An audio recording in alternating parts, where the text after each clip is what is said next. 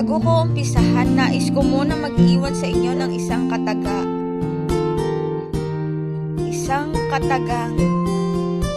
madapa man ako ng ilang beses, heto ko, babangon pa rin.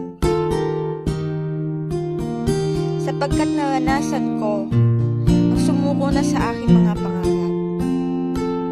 Ngunit salamat sa mga taong di sumuko. Walang sawang sumuporta at magtiwala.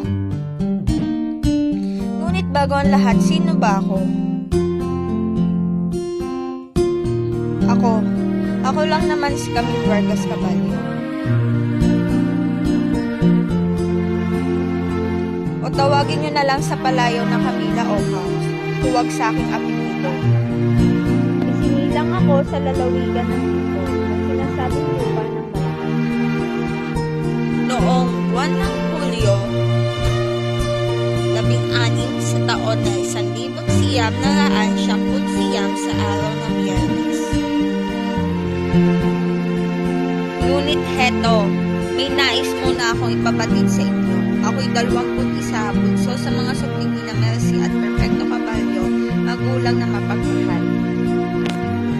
At ngayon nasa lalawigan ng Katagalugan na aking tinamulatan dito sa lalawigan ng Lapuan. Halina't tuklasin